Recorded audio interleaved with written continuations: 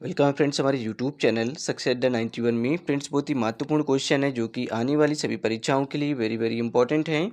तो फ्रेंड्स बिल्कुल भी वीडियो को स्किप ना करें और पूरा वीडियो लास्ट तक देखें। फ्रेंड्स सभी क्वेश्चन प्रीवियस ईयर में पूछे गए हैं और मोस्ट रिपीटेड क्वेश्चन है। फ्रेंड्स आज की जो फ्रेंड्स हमारी क्लास है वो HIV एंड इनफर्टिलिटी से संबंधित है। इसमें 25 क्वेश्चन है। फ्रेंड्स आप लोग ज़रूर बताएं कि आपने कितने क्वेश्चन राइट किए हैं। फ्रेंड्स अगर कोई भी कैंडिडेट जो कि ऑनलाइन क्लास लेना चाहता है तो हमारे इस नंबर पे कांटेक्ट कर सकता है 7985473042। फ्रेंड्स अगर PDF परचेज करना चाहता है तो भी आप हमारे इसी नंबर पे कांटेक्ट करेंगे। चलिए फ्रेंड्स यहाँ पे क्वेश्चन नंबर फर्स्ट है।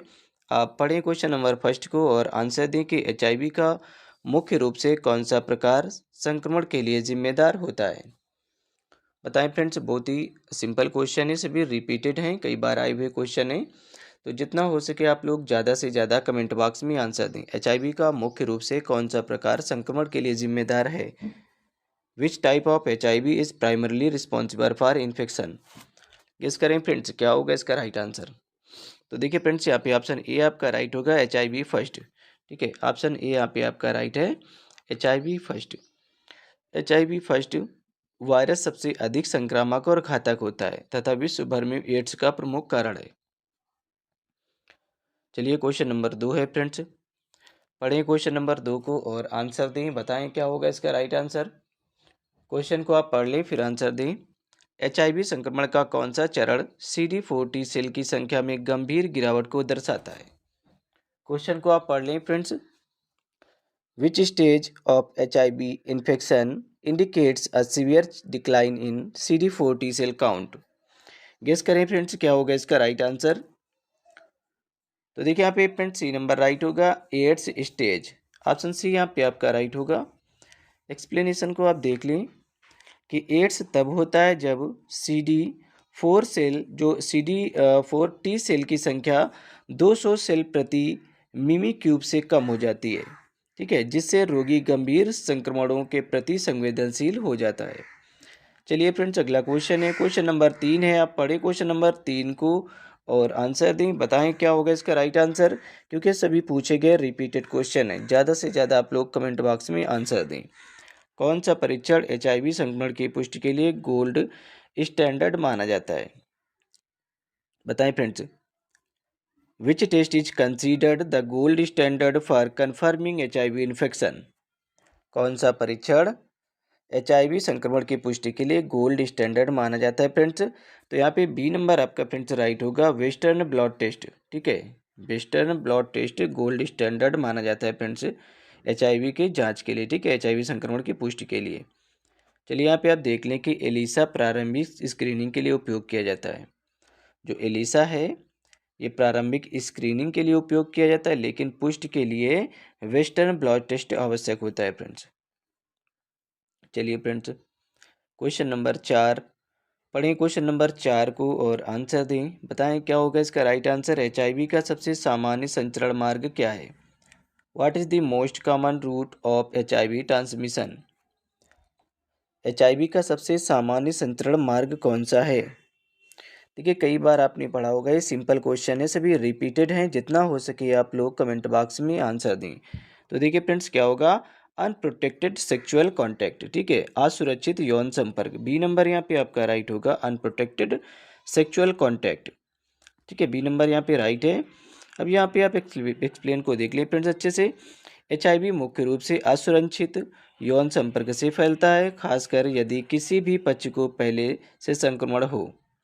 ठीक है, यदि किसी व्यक्ति को पहले से संक्रमण है और उसने फ्रेंड्स STD अर्थात सेक्सुअल ट्रांसमिटेड फ्रेंड्स डिसीज़ के द्वारा ये फैलता है। अगर उसने फ्रेंड्स संबंध बनाए हैं और किसी को पहले से फ्रेंड्स अगर HIV है तो फ्रेंड्स क्या होगा कि उसे भी HIV हो जाता है। ठीक है, उसका भी HIV का खतरा बढ़ जाता है। ये संक्रमित सुई के जरिए से भी फैलता है, यौन संपर्क से भी फैलता है फ्रेंड्स। चलिए फ्रेंड्स यहाँ पे क्वेश्चन नंबर 5 है। आप पढ़ लें क्वेश्चन नंबर 5 को फिर आंसर दें। बताएं फ्रेंड्स क्या होगा इसका राइट आंसर। क्वेश्चन नंबर 5 को पढ़ें और आंसर दें। HIV संक्रमित महिला में प्रसव पूर्व प्रोफाइलैक्सिस के लिए कौन सी दवा दी जाती है। Which drug is given as parental prophylaxis in HIV infected women. बताएं फ्रेंड्स क्या होगा इसका राइट आंसर। जितना हो सके आप लोग ज़्यादा से ज़्यादा फ्रेंड्स कमेंट बॉक्स में आंसर दें, क्योंकि सभी क्वेश्चन पूछे गए हैं और सभी रिपीटेड क्वेश्चन हैं। HIV संक्रमित महिला में, कोई महिला HIV संक्रमित है और प्रसव पूर्व प्रोफाइलैक्सिस के लिए कौन सी दवा उसे दी जाती है? तो फ्रेंड्स उसे जीडोवुडीन दी जाती है। ऑप्शन यहाँ पे बी आपका राइट होगा। उसे क्या दिया जाता है फ्रेंड्स? जीडोवुडीन दिया जाता है। अब यहाँ पे आप देख लें कि जीडोवुडीन AZT, ठीक है, AZT गर्भावस्था के दौरान नवजात को HIV संक्रमण से बचाने के लिए दी जाती है। चलिए फ्रेंड्स, क्वेश्चन नंबर यहाँ पे 6 है, जो कि इनफर्टिलिटी से संबंधित है फ्रेंड्स। ठीक है, आप यहाँ पे देख लें, ये इनफर्टिलिटी से संबंधित है।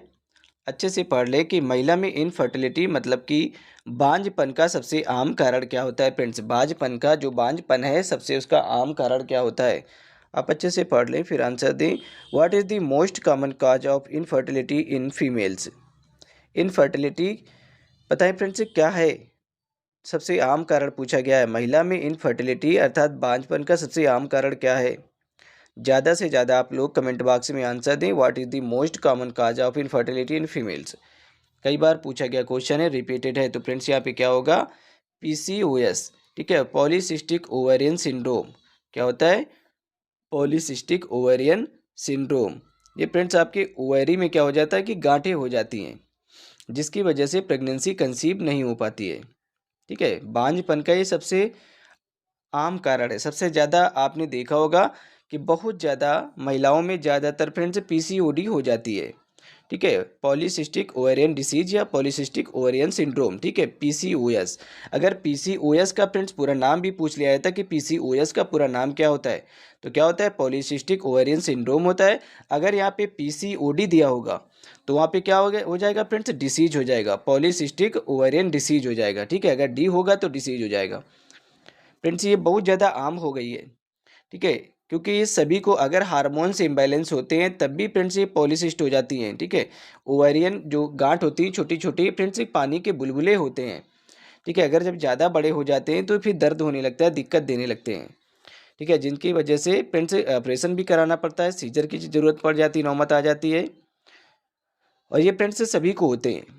जो पॉलीसिस्ट है ये ज़्यादातर सभी को होते हैं अगर हार्मोन्स इम्बैलेंस होते हैं। कभी कभी किसी का जो मेंस्ट्रुअल पीरियड है वो काफ़ी लंबे समय तक, जैसे कि किसी को 2 महीने में होता है, 3 महीने में होता है, किसी को फ्रेंड्स ज़्यादा दिक्कतें हो जाती हैं, होता ही नहीं है। तो क्या होता है कि फ्रेंड्स ये पॉलीसिस्टिक ओवेरियन सिंड्रोम होने का खतरा ज़्यादा होता है। अगर हार्मोन्स इम्बैलेंस होते हैं तो पॉलीसिस्ट होने की जो संभावना होती है वो ज़्यादा होती है।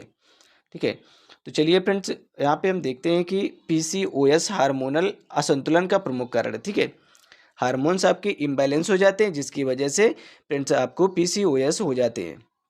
ठीक है, पॉलीसिस्टिक ओवेरियन डिसीज हो जाती है। आपकी जो अंडाशय हैं उनमें छोटे छोटे फ्रेंड्स बुलबुले हो जाते हैं, गांठ हो जाती है, जिसी को सिस्ट कहा जाता है अर्थात गांठ कहा जाता है। ठीक है, जो अंडाणु निर्माण को बाधित करता है। जो आपके अंडे हैं फ्रेंड्स, उनमें नए अंडे को मतलब कि निर्माण ही नहीं होने देता है फ्रेंड्स उसका, और बांझपन पैदा कर सकता है। ठीक है, तो चलिए फ्रेंड्स अगला क्वेश्चन है क्वेश्चन नंबर 7। पढ़ें क्वेश्चन नंबर 7 को और आंसर दें। आप अच्छे से पढ़ लें फिर आंसर दें कि कौन सा हार्मोन्स ओवल्यूशन अर्थात अंडोत्सर्ग को प्रेरित करता है। Which hormones triggers ovulation? Guess करें फ्रेंड्स क्या होगा इसका राइट आंसर। बहुत ही सिंपल क्वेश्चन है, क्योंकि सभी रिपीटेड क्वेश्चन है, पूछे गए हैं कई बार। बताएं क्या होगा इसका राइट आंसर, गेस करें। देखिए फ्रेंड्स अंडोत्सर्ग को प्रेरित करने वाला हार्मोन्स पूछा गया है। ठीक है, कहा जा रहा है कि विच हार्मोन्स ट्रिगर्स ओव्यूलेशन, ओव्यूलेशन के लिए प्रेरित करता है। तो ये फ्रेंड्स LH हार्मोन्स होता है, जिसे ल्यूटिनाइजिंग हार्मोन्स कहा जाता है। बी नंबर यहाँ पे आपका राइट होगा, ल्यूटिनाइजिंग हार्मोन्स। अब यहाँ पे आप देख लें कि LH हार्मोन अंडोत्सर्ग को प्रेरित करता है, ओव्यूलेशन को प्रेरित करता है, और अंडाशय से अंडाणु के रिलीज होने में सहायता करता है। क्या करता है फ्रेंड्स? रिलीज होने में सहायता करता है। और जब आपको फ्रेंड्स PCOS हो जाता है, पॉलीसिस्टिक ओवेरियन सिंड्रोम हो जाता है, तो फ्रेंड्स क्या करता है कि जो LH हार्मोन है इसको ये प्रभावित कर देता है, जिसकी वजह से क्या होता है कि जो अंडाशय से अंडा रिलीज नहीं हो पाता है। ठीक है, नया अंडा बन ही नहीं पाता है। चलिए फ्रेंड्स अगला क्वेश्चन है क्वेश्चन नंबर 8 है। पढ़ें क्वेश्चन नंबर 8 को और आंसर दें। आप अच्छे से पढ़ लें। देखिए बांझपन के लिए फिर से वही क्वेश्चन है फ्रेंड्स, बट थोड़ा सा घुमा फिरा कर पूछा गया है। ठीक है, इनफर्टिलिटी से संबंधित क्वेश्चन है, क्वेश्चन नंबर 8। आप इसे अच्छे से पढ़ लें फिर आंसर दें। बांझपन कितने वर्षों के असफल प्रयास के बाद परिभाषित किया जाता है? बहुत ही अच्छा क्वेश्चन है friends. Infertility is defined after how many years of unsuccessful attempts. बताएं फ्रेंड्स, जो बांझपन है इसको कितने वर्षों के असफल प्रयास के बाद परिभाषित कर दिया जाता है कि ये महिला बांझ है। ठीक है, मतलब कि अब इसमें फर्टिलिटी नहीं होगी, अर्थात ये महिला इनफर्टिलिटी योग्य हो गई है। ठीक है, अब इसमें फ्रेंड्स दोबारा से प्रेगनेंसी कंसीव नहीं हो सकती, मतलब कि प्रेगनेंसी कंसीव हो ही नहीं सकती। और फ्रेंड्स इसके इसके वजह से कई चीज़ें जिम्मेदार होती हैं, जैसे कि विटामिन ई की कमी भी बहुत ज़्यादा जिम्मेदार होती है। विटामिन ई क्या करती है फ्रेंड्स? बांझपन के लिए जिम्मेदार होती है। ठीक है, जो विटामिन ई है जिसको टोकोफेरॉल कहा जाता है, विटामिन ई। ठीक है, इसी को टोकोफेरॉल कहा जाता है और ये ब्यूटी विटामिन के लिए भी जिम्मेदार होती है फ्रेंड्स। इसे ब्यूटी विटामिन कहा जाता है, सौंदर्य का विटामिन। और ये बांझपन के लिए भी जिम्मेदार होती है। जितने ज़्यादातर फ्रेंड्स इसके जो स्रोत होते हैं वो क्या होते हैं? अंकुरित अनाज होते हैं, जिससे फ्रेंड्स इनफर्टिलिटी से बचा जा सकता है। तो फ्रेंड्स यहाँ पे ऑप्शन ए आपका राइट होगा, 1 ईयर्स। ठीक है, 1 साल। अब यहाँ पे आप देख सकते हैं कि आखिर 1 साल क्यों इसे कहा गया है। अब यहाँ पे आप देख लें कि यदि कोई दंपत्ति, ठीक है, जो कपल हैं, विवाहित जोड़े हैं, वो फ्रेंड्स 1 वर्ष तक नियमित लगातार असुरक्षित यौन संबंध बनाने के बावजूद भी गर्भधारण करने में क्या होते हैं? असमर्थ रहते हैं, तो इसे बांझपन अर्थात इनफर्टिलिटी कहा जाता है। 35 वर्ष से अधिक उम्र की महिलाओं के लिए यह अवधि 6 महीने की मानी जाती है। 35 वर्ष से अगर अधिक की महिला है तो ये जहाँ पे 1 वर्ष मानी गई है, ये फ्रेंड्स उनमें 6 महीने मानी जाती है। ठीक है, इस चीज़ को ध्यान रखें फ्रेंड्स कि अगर जिसकी उम्र 35 से कम है तो उसके लिए फ्रेंड्स इनफर्टिलिटी के लिए 1 ईयर होता है, और अगर 35 वर्ष से अधिक उम्र की महिला है तो उसके लिए ये अवधि 6 महीने होती है। ठीक है, 6 महीने में उसे आप इनफर्टिलिटी के लिए उसे बता सकते हैं कि वो महिला बांझ है। ठीक है, चलिए फ्रेंड्स, अगर कोई भी कैंडिडेट जो कि ऑनलाइन क्लास लेना चाहता है तो हमारे इस नंबर पे कांटेक्ट कर सकता है, 79 85 47 30 42। ठीक है, आप इस नंबर पे कांटेक्ट करेंगे। अगर आप पीडीएफ परचेज करना चाहते हैं तो फ्रेंड्स आप हमारे इसी नंबर पे कांटेक्ट करेंगे। हमारी जो पीडीएफ है वो 199 में आपको प्रोवाइड कर दी जाएगी फ्रेंड्स। ठीक है, और फ्रेंड्स हमारी पीडीएफ हिंदी और इंग्लिश दोनों भाषाओं में है और विद एक्सप्लेनेशन के साथ में है। फ्रेंड्स आप किसी भी राज्य से हो, अगर एएनएम की तैयारी कर रहे हैं तो ये फ्रेंड्स आपके लिए रामबाण साबित होंगी, बहुत ज़्यादा इंपॉर्टेंट हैं। ठीक है, आपको बहुत ज़्यादा हेल्प मिलने वाली है हमारी पीडीएफ से, किसी भी राज्य से आप अगर तैयारी कर रहे हैं एएनएम की। चलिए पढ़ें क्वेश्चन को और आंसर दें। बहुत ही अच्छा क्वेश्चन है और सिंपल है, कई बार ये पूछे गए हैं, रिपीटेड क्वेश्चन है। महिलाओं में बांझपन का सबसे आम कारण क्या है? अभी आपने पढ़ा था, what is the most common cause of infertility in females. महिलाओं में बांझपन का सबसे आम कारण क्या होता है? तो क्या होता है? Polycystic ovarian syndrome. ठीक है, क्या हो जाता है? आपके ओवरीज में गांठें हो जाती हैं, जो आपके अंडाशय हैं उनमें छोटी छोटी गांठें हो जाती हैं, और एक गांठें होती किसकी हैं फ्रेंड्स? ये पानी के बुलबुले होते हैं। ठीक है, कुछ ज़्यादा खास नहीं होते हैं फ्रेंड्स ये। अगर हार्मोन्स इम्बैलेंस होते हैं तो ये हर महीने बनते हैं और हर महीने अपने आप ही ख़त्म हो जाते हैं। बट ये कभी कभी फ्रेंड्स ज़्यादा हार्मोन्स इम्बैलेंस बिगड़ जाने की वजह से फ्रेंड्स ये थोड़ा बड़े हो जाते हैं, जिसकी वजह से दर्द होने लगता है फ्रेंड्स, आपको ऑपरेशन की नौबत आ जाती है। कभी कभी दवा कराने से भी ये ठीक हो जाते हैं। ठीक है, चलिए यहाँ पे पीसीओएस महिलाओं में अंडाणु अर्थात एग के निर्माण में बाधा डालता है। ये क्या करता है? नए अंडे का निर्माण नहीं होने देता, और अनियमित माहवारी, मतलब कि नियम के अनुसार माहवारी आपके जो पीरियड है वो नहीं हो रहा है, उसकी वजह है हार्मोनल असंतुलन। ठीक है, हार्मोन्स का इम्बैलेंस। ठीक है, और ओव्यूलेशन की समस्या उत्पन्न हो जाती है, जिससे गर्भधारण कठिन हो जाता है, या बांझपन का सबसे आम कारण होता है फ्रेंड्स। ठीक है, ज़्यादा इसमें दिक्कत नहीं है। ठीक है, जैसे ही आपकी पीसीओडी सही हो जाएगी, पॉलीसिस्टिक ओवेरियन डिसीज आपकी ठीक हो जाती है, तो क्या होता है कि फ्रेंड्स जो इनफर्टिलिटी की शिकायत है वो ख़त्म हो जाती है और आप फिर से प्रेगनेंसी कंसीव कर सकती हैं। ये ज़्यादा बड़ी समस्या नहीं है।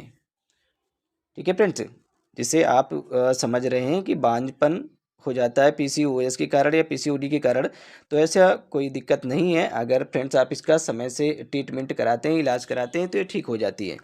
ठीक है, ऑपरेशन के जरिए भी इनको ठीक कराया जा सकता है। ठीक है, ये कोई ज़्यादा बड़ी दिक्कत नहीं है, बट फ्रेंड्स क्या होता है कि प्रेगनेंसी कंसीव नहीं हो जाती जब तक इसका आप सॉल्यूशन नहीं ढूंढ लेते। ठीक है, इसका इलाज आप अच्छे से नहीं कराते तब तक तो मतलब पीसीओडी को अच्छे से आप नहीं इलाज वगैरह करवाते हैं, ख़त्म नहीं हो जाती, तब तक फ्रेंड्स क्या होता है कि प्रेगनेंसी कंसीव नहीं होती है। तो आप लोग ध्यान दें, अगर किसी को दिक्कत है, बाईं तरफ दर्द होता है या दाईं तरफ दर्द होता है, तो हो सकता है कि पीसीओडी की शिकायत भी हो। ठीक है, क्योंकि जो अंडाशय होते हैं वो तो दोनों तरफ होते हैं ना। तो कभी कभी बहुत से लोग ऐसे होते हैं जिनको 14 साल 15 साल में भी पीसीओडी हो जाती है। तो आप लोग ज़रूर अपने डॉक्टर से सलाह करें, अल्ट्रासाउंड वगैरह करा के, ठीक है, चेक करा सकते हैं। चलिए पढ़ें क्वेश्चन नंबर 10 को। पुरुषों में सबसे आम बांझपन का कारण क्या होता है? यहाँ पे पुरुषों की बात की गई है फ्रेंड्स। अब यहाँ पे अब बताएं क्या होगा इसका right answer. What is the most common cause of female infertility? अब फीमेल इनफर्टिलिटी का कारण क्या होता है friends? What is the most common cause of female infertility? बताएं फ्रेंड्स क्या होगा इसका राइट आंसर। वेरिकोसील, एजोस्पर्मिया या ओलिगोस्पर्मिया या फिर टेस्टिकुलर कैंसर, क्या होगा इसका राइट आंसर? तो देखिए फ्रेंड्स, यहाँ पे सी नंबर यहाँ पे आपका राइट होगा, ओलिगोस्पर्मिया। ठीक है, ऑप्शन सी यहाँ पे आपका राइट होगा, ओलिगोस्पर्मिया। अब यहाँ पे आप इसका मतलब समझ लें, ओलिगोस्पर्मिया है क्या? ओलिगोस्पर्मिया एक ऐसी स्थिति है जिसमें शुक्राणु की संख्या सामान्य से कम हो जाती है फ्रेंड्स। ठीक है, जो आपके फ्रेंड्स शुक्राणु हैं, जो पुरुष के शुक्राणु हैं, उनकी संख्या में कमी आ जाती है, जिसकी वजह से फ्रेंड्स प्रेगनेंसी कंसीव नहीं होती है। यह पुरुषों में बांझपन का सबसे आम कारण होता है। ठीक है, ये भी एक आम ही कारण है, जैसे कि पीसीओएस है महिलाओं में, वैसे यहाँ पे फ्रेंड्स ओलिगोस्पर्मिया है। पुरुषों में भी फ्रेंड्स क्या हो जाते हैं, शुक्राणुओं की संख्या कम हो जाती है। ठीक है, जो स्पर्म काउंट कम हो जाते हैं, स्पर्म काउंट कम होने की वजह से फ्रेंड्स प्रेगनेंसी कंसीव नहीं हो पाती है। तो ऐसा नहीं है कि हर बार महिला ही जिम्मेदार होती है। ठीक है, पुरुष भी जिम्मेदार होते हैं। ठीक है, तो दोनों लोगों को अपना टेस्ट कराना चाहिए अगर प्रेगनेंसी कंसीव नहीं होती है तो। और इसका मुख्य कारण हार्मोन असंतुलन। ठीक है, दोनों में वही कारण है, हार्मोन्स इम्बैलेंस का होना, या फिर संक्रमण इन्फेक्शन की वजह से भी हो सकता है, पर्यावरणीय कारकों की वजह से भी हो सकता है, आपके खान पीन भी इसमें जिम्मेदार हो सकते हैं। ठीक है, चलिए फ्रेंड्स, क्वेश्चन नंबर 11 है। पढ़ें क्वेश्चन नंबर 11 को और आंसर दें। आप अच्छे से पढ़ लें फिर आंसर दें, क्योंकि सभी क्वेश्चन सिंपल हैं और सभी पूछे गए रिपीटेड क्वेश्चन हैं। बांझपन के लिए कौन सी जांच सबसे पहले की जाती है? बताएं फ्रेंड्स, कौन सी जांच पुरुषों में बांझपन की सबसे जो जांच है सबसे पहले कौन सी की जाती है? Which test is first perform for infertility assessment? बताएं फ्रेंड्स, बांझपन के लिए कौन सी जांच सबसे पहले की जाती है? क्वेश्चन को आप अच्छे से पढ़ लें, समझ लें, फिर आंसर दें, क्योंकि बहुत ही अच्छे क्वेश्चन है फ्रेंड्स। जितना हो सके आप लोग ज़्यादा से ज़्यादा कमेंट बॉक्स में आंसर दें। तो देखिए फ्रेंड्स, यहाँ पे सी नंबर राइट होगा, सीमेन एनालिसिस, वीर्य परीक्षण किया जाता है। सबसे पहले क्या चेक किया जाता है? सीमेन का एनालिसिस किया जाता है फ्रेंड्स। अब यहाँ पे आप देख लें, पुरुषों में बांझपन का पता लगाने के लिए सबसे पहले वीर्य परीक्षण किया जाता है, अर्थात सीमन का एनालिसिस किया जाता है। इसमें शुक्राणुओं की जो संख्या है, ठीक है, कम तो नहीं है, ये भी चेक किया जाता है। गतिशीलता और गुणवत्ता की जांच की जाती है। इनकी शुक्राणुओं की संख्या और गतिशीलता और गुणवत्ता की जांच की जाती है फ्रेंड्स। चलिए फ्रेंड्स, अगला क्वेश्चन है, क्वेश्चन नंबर 12 है। पढ़ें क्वेश्चन नंबर 12 को और आंसर दें। बताएं क्या होगा इसका राइट आंसर।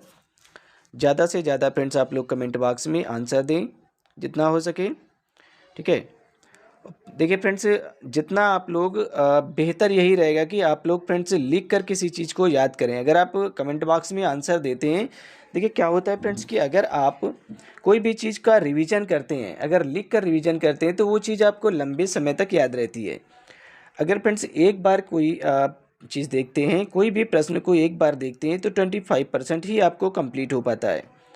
अगर इसे दो तभी कहा जाता है कि रिवीजन आप 2 से 3 बार 4 बार रिवीजन जरूर करें, कम से कम 3 से 4 बार रिवीजन करेंगे तो वो कोई भी क्वेश्चन हो या फिर कोई भी चीज़ हो फ्रेंड्स, वो क्या हो जाती है, 100% हो जाती है। अगर आप कभी भी इसे देखेंगे तो पता चल जाएगा कि नहीं, मैंने ये क्वेश्चन पढ़ा था और इसका ये आंसर होगा। इस वजह से आप जितना हो सके ज़्यादा से ज़्यादा रिवीजन किया करें। चलिए पढ़ें, IUI, मतलब IUI का अगर यहाँ पे कभी कभी केवल इसका शॉर्ट फॉर्म ही लिख देते हैं फ्रेंड्स। ठीक है, इंट्रा यूट्राइन इंसेमिनेशन। ठीक है, इंट्रायूट्राइन इंसेमिनेशन का मतलब क्या है फ्रेंड्स कि इसमें शुक्राणु कहाँ डाले जाते हैं। Where are the sperm placed in IUI, इसमें फ्रेंड्स शुक्राणु कहाँ पर डाले जाते हैं, पूछा गया है। इंट्रायूट्राइन इंसेमिनेशन, IUI में शुक्राणु कहाँ डाले जाते हैं, गेस करें फ्रेंड्स। तो देखिए फ्रेंड्स ये यूट्रस में डाले जाते हैं, ठीक है। C नंबर यहाँ पे आपका राइट होगा। कहाँ डाले जाते हैं, यूट्रस में डाले जाते हैं। एक्सप्लेन को देख लें कि IUI एक कृत्रिम गर्भधान प्रक्रिया है। क्या है फ्रेंड्स, ये आर्टिफिशियल एक प्रक्रिया है जिसके माध्यम से जिसमें शुक्राणु को सीधे गर्भाशय अर्थात यूट्रस में डाला जाता है ताकि गर्भधारण की संभावना बढ़ सके। चलिए फ्रेंड्स क्वेश्चन नंबर यहाँ पे 13 है। पढ़ें क्वेश्चन नंबर 13 को और आंसर दें। आप अच्छे से पढ़ लें फिर आंसर दें, क्योंकि बहुत ही सिंपल क्वेश्चन है सभी और पूछे गए क्वेश्चन है। फ्रेंड्स अगर आप लोग कहेंगे तो हम इनफर्टिलिटी से रिलेटेड लगभग 1 घंटे की क्लास लेने की कोशिश करेंगे, ठीक है। अगर आप कहेंगे तो हम 1 घंटे से ऊपर का ही वीडियो बनाएंगे इसमें इनफर्टिलिटी में। अगर आप लोग ज़्यादा से ज़्यादा आप लोग कमेंट करेंगे, ठीक है। अगर आप लोगों के 10 ID से या 10 से 15 ID से अगर लोग कमेंट करेंगे तो हम ज़रूर इसमें इनफर्टिलिटी में और भी बड़ा वीडियो बनाएंगे और लगभग 50 क्वेश्चन लेकर आएंगे, ठीक है, इनफर्टिलिटी से संबंधित। पढ़े क्वेश्चन को। इन विट्रो फर्टिलाइजेशन अर्थात IVF में क्या किया जाता है, बताएं फ्रेंड्स IVF में क्या किया जाता है, आप लोग आंसर दें। What is done in vitro fertilization, IVF में क्या किया जाता है फ्रेंड्स, ज़्यादा से ज़्यादा आप लोग कमेंट बॉक्स में आंसर दें। तो देखिए यहाँ पे friends egg and sperm are fertilized outside the body, अंडाणु और शुक्राणु को शरीर के बाहर निषेचित किया जाता है। अब यहाँ पे एक्सप्लेन को देख लें कि IVF तकनीकी में अंडाणु और शुक्राणु, ठीक है, एग को और स्पर्म को शरीर के बाहर निषेचित किया जाता है और फिर भ्रूण को गर्भाशय में प्रत्यारोपित कर दिया जाता है, ठीक है। पहले इसका फर्टिलाइजेशन कहाँ किया जाता है फ्रेंड्स, गर्भाशय के बाहर इसका फर्टिलाइजेशन किया जाता है। फर्टिलाइजेशन होने के बाद फ्रेंड्स क्या किया जाता है, किसे गर्भाशय में फिर प्रत्यारोपित कर दिया जाता है बाद में। चलिए फ्रेंड्स 14 नंबर क्वेश्चन है, 14 नंबर क्वेश्चन आप इसे पढ़ें और आंसर दें। सभी क्वेश्चन सिंपल हैं और सभी पूछे गए रिपीटेड क्वेश्चन हैं। HIV का मुख्य रूप से कौन सा ट्रांसमिशन मोड सबसे सामान्य होता है, HIV का मुख्य रूप से कौन सा ट्रांसमिशन मोड सबसे सामान्य होता है। What is the most common mode of transmission of HIV का मुख्य रूप से कौन सा ट्रांसमिशन मोड सबसे सामान्य होता है। आप लोग आंसर दें फ्रेंड्स, बताएं क्या होगा इसका राइट आंसर, गेस करें। अनप्रोटेक्टेड सेक्सुअल कॉन्टैक्ट, क्या होगा, A नंबर यहाँ पे आपका राइट होगा। HIV का मुख्य रूप से कहा जा रहा है कौन सा ट्रांसमिशन मोड सबसे सामान्य होता है, तो ये अनप्रोटेक्टेड सेक्सुअल कॉन्टैक्ट। एक्सप्लेन को देख लें कि HIV संक्रमण का सबसे आम कारण असुरक्षित यौन संबंध है, जिससे वायरस एक संक्रमित व्यक्ति से दूसरे व्यक्ति में फैल सकता है। नेक्स्ट क्वेश्चन है फ्रेंड्स, देखिए अभी आपने 14 नंबर क्वेश्चन पढ़ा था, देखिए यहाँ पे डिसऑर्डर होगा, दिक्कत हुई है, यहाँ पे 15 नंबर क्वेश्चन होगा ये, ठीक है। HIV संक्रमण का एडवांस्ड स्टेज क्या कहलाता है, बताएं फ्रेंड्स क्या होगा इसका राइट आंसर, पढ़ रहे हैं अच्छे से आप फिर आंसर दें। HIV संक्रमण का एडवांस स्टेज क्या कहलाता है, what is the advance stage of HIV infection called. तो फ्रेंड्स यहाँ पे B नंबर आपका राइट होगा, ads acquired immuno deficiency syndrome, ठीक है, यहाँ पे B नंबर आपका राइट होगा। चलिए आप एक्सप्लेन को देख लें कि HIV संक्रमण का अंतिम चरण एड्स होता है, ठीक है, जिसमें व्यक्ति की प्रतिरक्षा प्रणाली पूरी तरह से कमजोर हो जाती है, आपका इम्यून सिस्टम पूरी तरह से काम करना बंद कर देता है फ्रेंड्स, और वह गंभीर संक्रमणों और बीमारियों के चपेट में आ जाता है। चलिए फ्रेंड्स ये क्वेश्चन नंबर 15 है, शायद ये लास्ट क्वेश्चन भी है, आप इसे पढ़ लें फिर आंसर दें। बताएं क्या होगा इसका राइट आंसर, क्वेश्चन को पढ़ें अच्छे से। HIV वायरस मुख्य रूप से कौन सा एंजाइम उपयोग करता है, कौन से एंजाइम का उपयोग करता है HIV वायरस, बताएं friends. Which enzyme is primarily used by the HIV virus, guess करें फ्रेंड्स क्या होगा इसका राइट आंसर, ज़्यादा से ज़्यादा आप लोग कमेंट बॉक्स में आंसर दें। क्या होगा इसका राइट आंसर, HIV वायरस मुख्य रूप से कौन सा एंजाइम उपयोग करता है। तो देखिए यहाँ पे रिवर्स ट्रांसक्रिप्टेड, ऑप्शन B यहाँ पे आपका राइट होगा फ्रेंड्स, रिवर्स ट्रांसक्रिप्टेड एंजाइम का उपयोग करता है। यहाँ पे बी नंबर आपका राइट होगा फ्रेंड्स। एक्सप्लेन को देख लें कि HIV वायरस एक रेट्रो वायरस है जो कि रिवर्स ट्रांसक्रिप्टेड एंजाइम का उपयोग करके RNA और को DNA में बदलकर होस्ट सेल में समाहित कर लेता है। तो फ्रेंड्स ये हमारा लास्ट क्वेश्चन था 15 नंबर। ठीक है, यदि फ्रेंड्स आप लोग क्लास लेना चाहते हैं कोई भी कैंडिडेट तो हमारे आप इस नंबर पे कांटेक्ट कर सकते हैं 79 85 47 30 42। ठीक है, अगर आप PDF परचेज करना चाहते हैं तो भी फ्रेंड्स हमारे आप इसी नंबर पे कांटेक्ट करेंगे। हमारी जो PDF है फ्रेंड्स हिंदी और इंग्लिश दोनों भाषाओं में है और विद एक्सप्लेनेशन के साथ में है, जो कि 199 रुपये में आपको प्रोवाइड कर दी जाएंगी फ्रेंड्स। आप किसी भी राज्य से ANM की तैयारी कर रहे हो, ठीक है, बहुत ही ज़्यादा इंपॉर्टेंट है, चाहे वो उत्तर प्रदेश हो, MP, बिहार, राजस्थान, हरियाणा, किसी भी राज्य से हो, भारत के किसी भी कोने से अगर आप तैयारी कर रहे हैं ANM की तो आपके लिए बहुत ही ज़्यादा इंपॉर्टेंट रोल प्ले करेंगे हमारी PDF। तो चलिए फ्रेंड्स मिलते हैं नेक्स्ट वीडियो में, तब तक के लिए bye bye and take care.